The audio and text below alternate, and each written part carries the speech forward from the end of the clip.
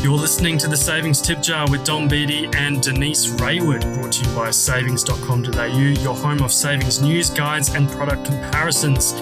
G'day, hey, how you doing? Great to have your company for another episode of the Savings Tip Jar, which has turned out to be a pretty big week in Australian finance with the RBA hiking the cash rate for the second month in a row. So, of course, we'll be going through all that in depth a bit later on in the episode, plus rounding up how some of the banks and lenders have reacted in terms of passing on their change onto home loans and savings accounts. But first, just introducing my co-host. Today, I am joined by Savings.com.au senior finance journalist Denise Rayward. G'day, Denise. Great to have your company on another episode of the Savings Tip Jar. Great to be here as usual on the Savings Tip Jar. You don't have to use the senior thing so liberally either, Dom. I meant senior in terms of, you know, your experience and your credibility, your position, essentially, your seniority in the role here. Okay, I'll buy it. Nothing to do with age at all. So you're filling in for Brooke, who's away in New Zealand at the moment.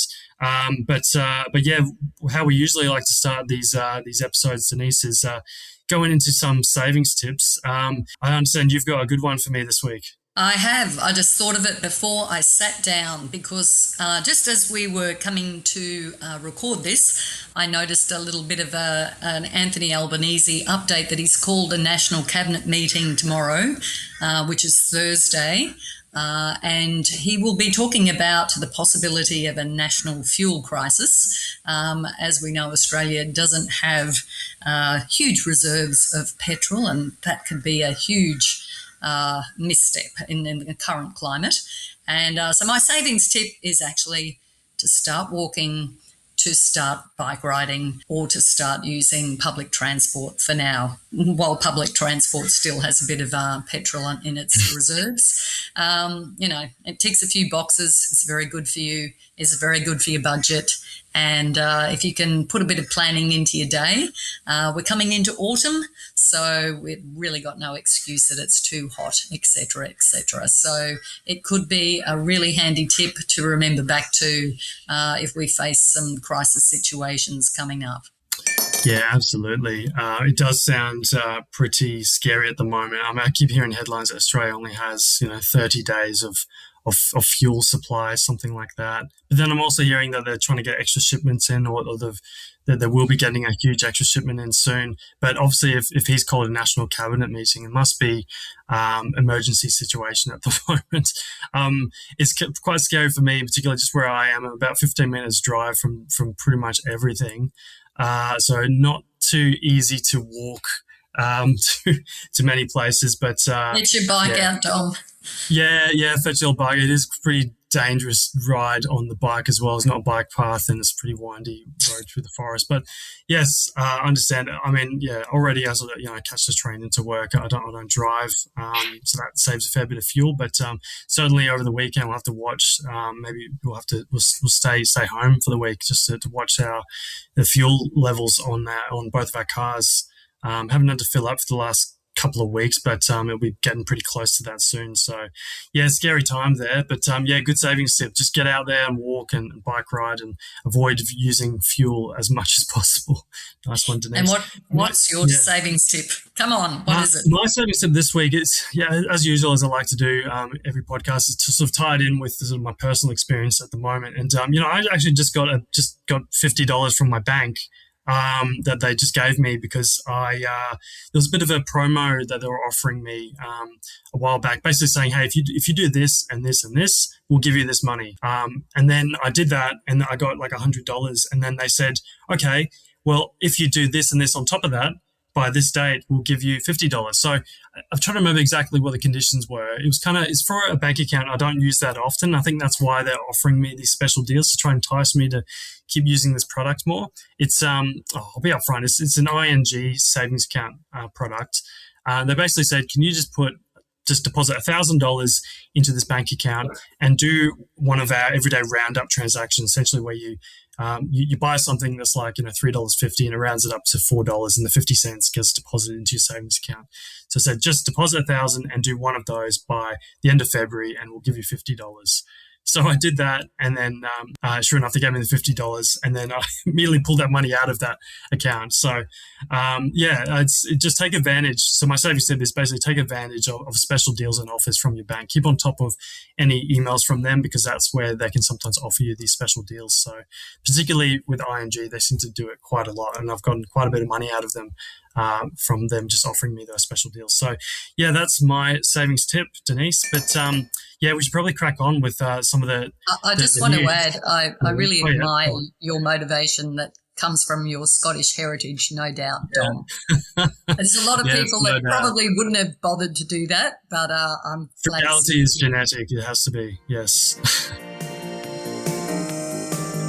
All right, savings news this week, Denise. You start us off with the big one. Well, the big one, of course, is the RBA decided to hike the cash rate by 25 basis points to 4.10%. It's the second consecutive rate hike that we've had in 2026. So as you can see, we have gone some way to wiping out the 3 rate drops that we got in 2025. It wasn't a unanimous decision. It's the biggest split that we've seen in the board ever since we were allowed to know their voting patterns, which started happening in July 2025. It was a 5-4 vote. So, and that was a decision between a rate rise or a hold. Michelle Bullock was at great pains yesterday to explain that everyone was on board, that we needed a lift sometime, and it got down to whether it was in March or May. So she was trying to downplay the fact that there was, quite a big divide in the Monetary Policy Board, the biggest that we've seen. So it's interesting to see. That will, of course, have a lot of flow-on repercussions, particularly as we've just been speaking about fuel prices. We're going pretty heavy-handed in trying to keep inflation down, when for a lot of consumers there's not a lot they can do about that. Mm. Yeah, it was an interesting one. I think you and I sort of spoke just before the decision. We kind of thought, you know what, maybe they won't actually hike. I know the markets and most economists are saying they will hike, but we both kind of thought, well, maybe times of uncertainty like this, you should be a bit extra cautious and not make any sort of rash decisions, and just maybe just sit on your hands for a little bit. And then, of course, the decision did come out that, like many had expected, that there was that hike. But it was very interesting to see that split. It just came down to one vote, and we do wonder who the deciding vote was. I think there's a good chance that actually was Michelle herself. I think, maybe I'm not sure exactly the process, how it goes, but maybe it's all the other board members have their vote, and then Michelle sees what that vote is and then makes her vote. I don't think they're ever going to tell us that, Dom. No, but I'd be really curious to know. And I have seen some, reports suggesting that there's a good chance that Michelle was the deciding vote there to hike in the end. But whether that means that we have another hike in May, we'll see. Some are already suggesting that perhaps it was one of those decisions where it was like, well, we either hike in May or March. Maybe we should hike in March, because even if you exclude all the conflict in the Middle East, Australia's homegrown inflation has been pretty problematic and a real concern to the RBA. And I think Michelle alluded to that in her post-decision press conference, that the Middle East conflict didn't really have as much of a bearing on the decision to hike. And I guess when there's strong signs, indicators that inflation is getting out of control in absence of fuel prices going through the roof, then you want to stamp that out sooner rather than later. So I guess that's probably the main reason why. But we will get into more of the reasoning behind that and what it means for the economy a bit later on in the episode with Shane Oliver from AMP, Chief Economist there. But just looking into some of the reactions though from banks and lenders. The big four banks were quite quick to announce that they were passing on the rate hike in full to home loans. Often they sort of dilly-dally with the announcement. I don't know why, because we know they're going to apply the hikes to home loans. They're never not going to pass that on when it's a hike. It's just when there's a cut. Sometimes they're like, maybe we'll not pass on in full. Just looking at how they've announced. NAB was the first, and they're announcing that the hike will be effective on their home loans from the 27th of March. Combank will also be the 27th of March, and just looking at Westpac, actually a bit later there, won't be applying the home loan hike until the 31st of March.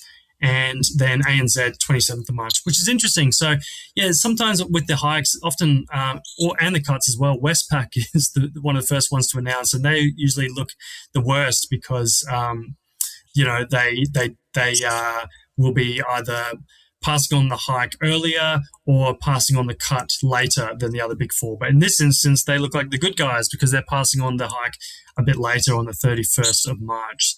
So there you go. And we're still seeing, other announcements flooding in from other banks and lenders. So you can find all that out on Savings.com.au, where we've got a announcement page for how banks and lenders are, how and when they're passing on the hike to home loans. But also a page on how they're and when they're passing on the hike to savings accounts, which is actually getting a lot more traffic at the moment, I think, because a lot of people just assume that they're going to get the hike on their home loan, whereas there's more of a question in the air about whether or not savings accounts are going to get the bump up. But already we've seen the likes of Macquarie, AMP Go, Judo Bank and Ubank already announced that they will be passing on the rate hike in full to their savings account products. So you get all the info there on savings.com.au. Tends to be the most competitive savings account products. That's right. No, yeah, those are. So those they get ones in I did nice just and early. mention. Yeah, they are some of the market leaders in that space. So obviously they want to get on the front foot and look the best to the market. So because obviously they're hungry, they must be very hungry for those deposit dollars. But yeah, moving on to a property story. It's usually pretty depressing, these stories, but in this one, it's actually a bit of a positive spin on it here. It's a new report from Cotality, which has found that in some markets, it's cheaper to buy a unit and make mortgage repayments than it is to rent. Although I'm not sure if that's more of a reflection that how expensive it is to rent at the moment. But anyway, moving on. It applies to only a handful of capital city apartment markets where repayments on median price units or are matching or undercutting renting costs. So inner Melbourne units are a standout, where mortgage repayments on units are estimated to be about $322 a month less than equivalent median rents. Also applies to parts of inner city Darwin and Canberra's Woden Valley, where there's a slim gap between the cost of buying and renting. But just bear in mind, this compares mortgage repayments to rents and doesn't take into account the other costs of home ownership, such as your council rates, water bills, maintenance. Let's not forget insurance. And home insurance. I was like, I knew there's a big one I'm forgetting right now. Home insurance too. So what'd you make of that, Denise? It's very interesting to see, actually. I do know someone personally who had gone through that exercise and decided it was cheaper to buy in inner Melbourne than to rent, and a young first home buyer. And it was great to see her, put that into action and pick up an apartment in St Kilda. So, definitely if you're in that market, it sounds like a really good chance to just snap something up rather than, be paying your rent every week, to build some equity in your own property. So, good little tip there. And I know the Darwin market has been, very active in the last 12 months or so. It's seen a lot of price hikes just for buyers and also for renters. So it sounds like there's a few little pockets in there where it might be better to look at buying your own property. And, if you're coming in there without being a local, have a good research of the Darwin market, because it does tend to run its own race, and it's good to know what you're getting into. It's a little bit apart from what happens in other capital city markets. So can I go on and talk about the term deposit market? That's our other sort of main news story this week. It's because we've had so much movement in 2026 in the term deposit market, and there has actually been quite a bit of interest. I mean, term deposit products, we think of them as being for, older people that have got large cash reserves and are looking to sort of lock away good interest rates for terms that suit them, and we have just seen so much movement in that market in 2026. Rates are really moving every day. Even just today, there's a new market high rate of 5.20%, and that's been offered by a couple of deposit takers. So at the moment, according to the Savings.com.au database, they're among the higher rates. But I actually expect that to change by the end of the week, and we can see a lot of competition for those rates. Possibly getting to the 5.3s, if not this week, by next week, because with another cash rate hike, there's got to be some enticement to lock your cash away for a little while, especially seeing there could be another cash rate hike in May.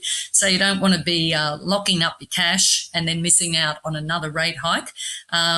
One that probably gets a bit of an honourable mention in that department is the 5.20% per annum rate on Judo Bank for a 5-month deposit. It's probably not as bad locking your cash away for 5 months and having it come back out for you to play with again, which will allow you to take advantage of a possible May rate hike. So that's not a bad market move by them. The 5.2 rates tend to be 12-month rates, as well as 5.10 rates. So that's probably a clever little play to just get some short-term funds in, so people aren't worried about the fact that they may, be able to get a better rate not too long after May. So, yeah, good move, I'd say. Yeah, there's certainly some very enticing rates on offer on the term deposit market at the moment. I must say I'm quite jealous of a lot of depositors at the moment. I mean, it wasn't that long ago I was someone that just had all my savings in the bank because I was saving up that housing deposit, and I was taking advantage of the best interest rates on offer at the time, which was about 2% because it was during COVID. And I was thinking, oh, geez, how great is I'm earning all this interest. I've got a 2% rate on my bank account. And now you can get, a 5.2% kind of guaranteed and only put your money away for 5 months. I mean, obviously that 5.2% is an annual rate, but you know what I mean? Yeah, it's equivalent rate over that 5-month period. Exactly. It's great. You're laughing all the way to the bank. It's so. Unfortunately, I'm now, a borrower. I've got a big mortgage, so any savings we have has to go into the offset account because that's the best place to put it if you've got a debt, because you're saving that interest on your mortgage, and the mortgage rates are usually higher than savings account and term deposit rates, but also you don't get taxed on that interest saving because you're saving it rather than earning it. But anyway, but still, if you're someone with no debt anymore, and you've just got lump sums of savings that you're just parking in a term deposit, why not? They'd be really happy days. And I dare say there's a lot of, people in those kind of situations that are not too disappointed in a rate hike. I think they're quite pleased that interest rates are going up because they can get even more interest on their savings at the moment. So, yeah, it's always interesting with cash rates. There are some people that's celebrating it, and some people that with big mortgages that really ruining it. So sometimes I think when you put up the cash rates, those people with lots of savings are suddenly earning more interest. Are they going out and spending that more and resulting in more inflation, and the RBA has to keep hiking? I don't know. But that is one theory. That is one theory, yes. Yeah. All right. I think that about sums up the main money news of the week this week, Denise. But it's time to talk to our first expert, our only guest of this week's episode, and that is none other than Shane Oliver. Alrighty, time for this week's Dollar Dialogue, and today we are diving deeper into the RBA's decision to hike the cash rate this week by another 0.25% for the second month in a row. Now, you've heard enough from Denise and I talking about this, but now it's time to hear from an actual expert in this space. And so today we're talking to none other than AMP Chief Economist Shane Oliver. G'day, Shane. Great to have you on the Savings Tip Jar podcast once again. G'day, Dominic. Thanks for having me back, and hi, Denise. Hello. Before we start, Shane, I'm going to ask you for your savings tip, quite pertinent in the current climate. Well, my savings tip is to save frequently and to start as early as you possibly can. In life, that is. I mean, start if you're a little kid, but certainly early on in your working career, because you're going to make the most of those savings if you start early and you get the benefits of compounding. Can't go wrong with that one. Great tip. Yeah, Thank you. it's a good tip, but you try telling a lot of young people that really want to go off and travel Yeah, I and buy know it's a bit flashy hard to sports cars. get that across. Yeah, So they'll probably think, plenty of time to be boring and work full time and save money. But that's right. yeah. Getting into all this RBA stuff, Shane, just first up, what was your initial reaction to the decision? Were you surprised? Was it expected? No, I wasn't surprised at all. I look. The vote was split. It was 5-4 in favour of a hike versus a hold. If I was on the RBA, I probably would have been one of the four arguing for a hold, because coming into this meeting, our view was that the RBA would probably be wise to wait for more information, wait till the May meeting. The war may end, fingers crossed, early. I know Donald Trump keeps telling us it'll soon be over, and then another week goes by. But, that could still be the case. He is under immense pressure to try and bring it to some sort of end relatively quickly. And so if they'd waited, they might have that information, in which case the boost to inflation from the war and higher petrol prices could be quickly reversed. And I think it also made sense to wait until the full fallout from the war, if it continues, becomes more apparent. But I also thought, given the way the Reserve Bank looks at it, that their reasoning would have been something along the lines that inflation was already above target. We had capacity constraints in the economy. The war will only add to inflation. All of that combined just risks further pushing up inflation expectations, which in turn leads to higher wage demands and businesses putting on more price rises. And therefore, we thought that they would hike, which they did. But it was also a close call. So they quite clearly had the debate along the lines that I've just gone through there, which is also good. But no great surprises. It was priced in to the money market, 65%, and 22 out of 30 economists surveyed by Bloomberg, including ourselves, expected a hike. So no great surprise. So if we bring it back to what it means for the punters, and I think I noticed in your report you said we've had a couple of rate hikes now to start off 2026, and I think you said about another $86 a month in household petrol budget. So we're looking at $300 a month. That's sort of come pretty quickly. What's that going to mean for households? How do you see that playing out? Well, it's a fairly painful situation, maybe not as bad as what we had in 22-23 when we saw all those rate hikes at the time. We had 13 rate hikes back then, but that we were coming from a much lower base, near zero. So it is going to be a rougher time for households. I think households have gone from a situation just back in August where the expectation was more rate cuts to one where there won't be any more rate cuts to now where we're actually seeing rate hikes. Here we are 6 months later and when we're into rate hikes and much higher petrol prices. So that is a fairly painful combination for those people with a mortgage and with a petrol car. And I should also point out in Australia that the value of household debt, the dollar value of it is almost twice the dollar value of household bank deposits. So a lot of people would think, well, there's winners and losers here. If you've got bank deposits, you might win because bank deposit rates will go up.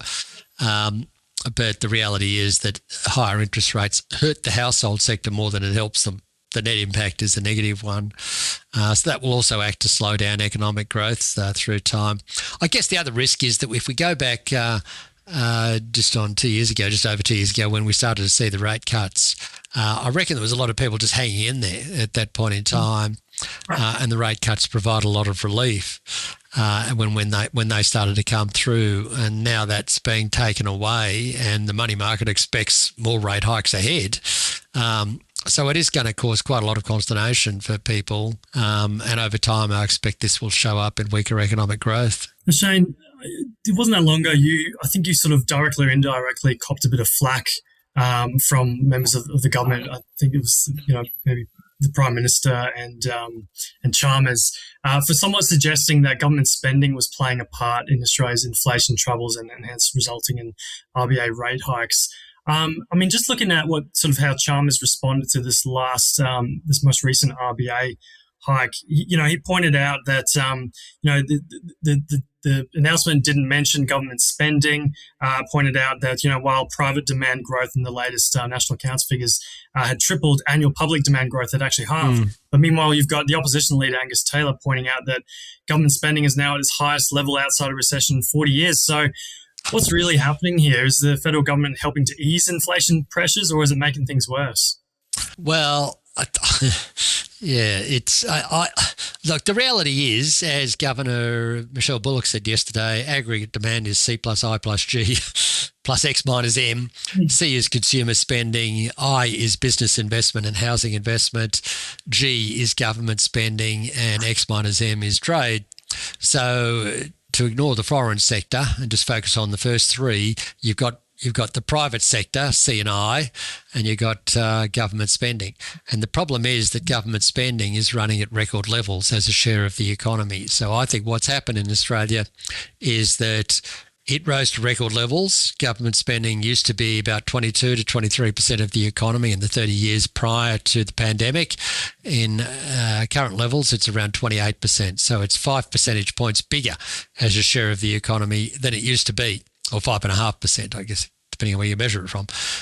So it's around record highs. I think, to be honest with you, I mean, Angus Taylor may have underestimated. You've really got to go back to World War II to see higher levels of government spending.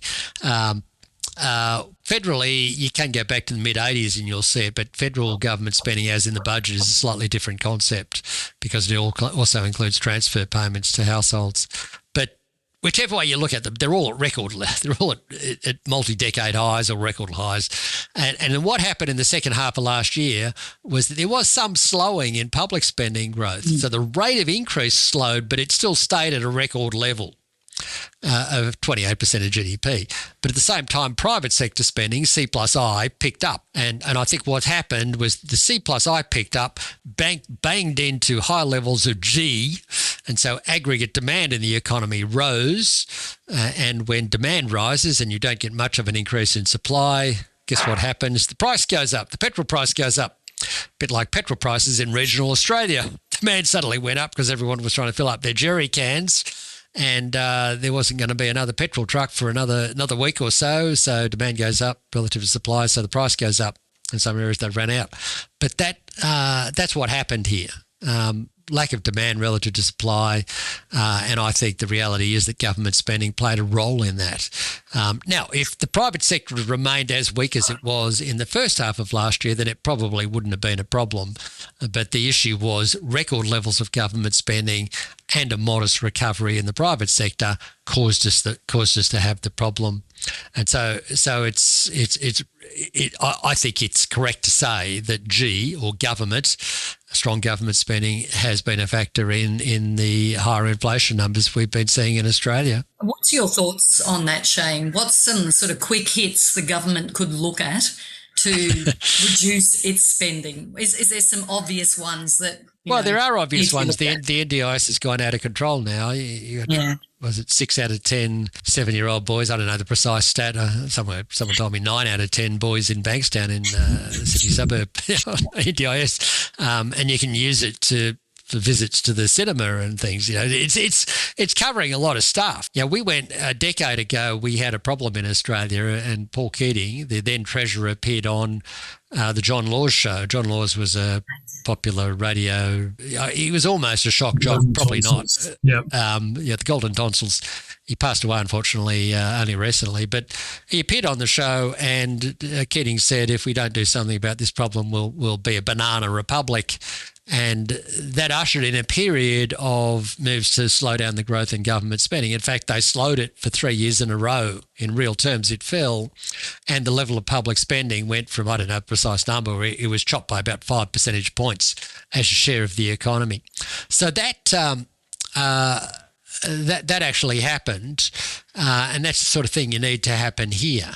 I think the only difference is this time around we don't have the same level of crisis. But one of the things Keating did, and Hawke and Keating, and then later Howard and Costello, was that they restricted welfare. Like when I was growing up, people would aspire to maybe it was the area I lived in, people aspired to sort of go surfing perpetually and live on the dole, So the term was dole bludger. And I don't think it was fair to say there's a lot of dole bludgers around, but it was a concept. You could go to Nimbin and not have to do anything to show that you're looking for a job, whereas these days you've got to show you're looking for a job. These days, the NDIS to some degree has become part of that. I think the NDIS is a great program, a lot of people getting a lot of great help out of it, but it does seem to have been taken to an extreme. And so I think NDIS is certainly one area to look at, whether we can rein in the growth there dramatically. We also need to look at the growth in the public service. In recent years, I think we've cut back on consultants, but we've expanded the size of the public sector generally. We probably also need to look at middle-class welfare. By that I mean being able to get welfare even though you're quite well off. Make sure that welfare is more targeted than it currently is. So there's a bunch of things that can be done here, and that has been done in the past. Hawke and Keating did the same thing back in the mid-'80s. I think it's necessary. You got to reduce the size of the government to make room for the private sector to pick up, for businesses to invest more, for home builders and households to build more houses and so on. Yeah, no, it's just, obviously there's a May budget coming up soon, so I wonder if we're going to see some action there. Just a few months to go, and then so perhaps there will be some tough decisions to be made by this government. We're pretty much out of time, Shane, but I just wanted to squeeze one more big one in just before you go. Is Australia now headed for a recession? Well, I hope not. But we're back to the governor didn't use the narrow path the other day, but could have. That's a risk. We're raising interest rates again. We get a hit there, and households get a hit from higher petrol prices. So that's a double whammy or a triple whammy if you include the hike in February, and that's going to be a dampener on things. Businesses will be less confident. Households will be less confident. The history of oil shocks in the 70s was that we did go into recession. And in fact, in the US, there's been a long history of surges in the oil price. Once it doubles, we haven't quite got that level. Although we did briefly Monday week ago, it got to 118, I think 119 a barrel. If that happens, then yes, there is a high risk we could go into recession. I guess we're not as dependent on oil as we used to be. The oil intensity of GDP has declined as cars have become more fuel efficient, as we've electrified to some degree, as we've had an expansion in the services sector. So that lowers the risk a little bit, but that risk is certainly there. And the longer the Strait of Hormuz in the Middle East remains blocked to oil supplies, then the bigger that risk will get. So it's not my bottom line is it's not my base case, but it's certainly a risk to watch out for. That's interesting. It seems like there's a certain orange character that may have not have thought of all of the implications. No, I don't think he did. He didn't. Well, his team of yes men didn't. He came out the other day. Yeah, the oil price did go into panic 1 week into the crisis, got to $118 a barrel. Then he seemed to come out with a panic and say it's all going to be over very soon. Yeah. And the oil price had come crashing down. It's almost as if they didn't anticipate that Iran would block the Strait of Hormuz. But I think anyone who's looked at it would said, well, if Iran is threatened and the regime's survivability becomes an issue, that they would do that. In fact, I had charts from last year's issue with Iran and the US and Israel to that point in my presentations I was using last year, which I've just resurrected again. But they're actually doing it. So it seemed to me like one of those things that Blind Freddy could have told you would happen. And now, of course, there's an attempt to get other countries involved in fixing up the problem. And some of those other countries kind of think, well, you got us into this. You've got to try and good luck. And the diplomacy is the only way to solve it, not lobbing more missiles around. Anyway. Yeah. No, that's great. Thanks so much for joining us, Shane. It's always great to have you on the podcast with your views and very interesting times, as you say, a lot of variables in there. I see you don't have a base case of another rise in May, but of course there's too many factors that could throw that either way. That's right. It's a messy situation, but hopefully next time I'm on the podcast it will have resolved itself. Hopefully. That's what we're all hoping. Well, yes, we always appreciate your objective, level-headed, measured insights, Shane. So, yeah, thanks so much for your time. You're very generous in your time today on the Savings.com podcast. Thanks, Dominic. Thanks, Denise. Thanks so much, Shane. Great to have you. That was Shane Oliver, Chief Economist at AMP. And that brings us to the end of another episode of the Savings Tip Jar podcast. Thanks very much for listening. Thanks, of course, to our sponsor, Savings.com.au. Thanks, of course, to our guest, Shane Oliver. And thank you very much, Denise. Great to be on the Savings Tip Jar podcast. I think Brooke will be back next week for the next episode. And don't forget to follow us on Savings.com.au, because we do pretty much daily updates on whatever you need to know in our news stories, movements in the market, things that are coming up, products that you might be able to take advantage of. As we said, there's a lot of good savings rates, and it's worth looking at savings rates every time there's a cash increase. That's quite a competitive market at the moment, so definitely head there to check those out. And you can talk about the podcast, where to pick up the podcast, Dom. Oh, yep. So, certainly if you're not following us already, but you are listening, give us a follow so you never miss an episode. And while you're at it, please give us a 5-star review, whether you're listening on Spotify or an Apple. It really helps. As long as you're happy with the content, but if you're not, shoot us a message. You can give us an email at inquiries@savings.com.au. You can send us anything you like, any sort of thoughts, feedback, or some savings tips as well. We'd love to read them out. Catch you next week. Well done, Denise. Thanks. Great to be on the pod.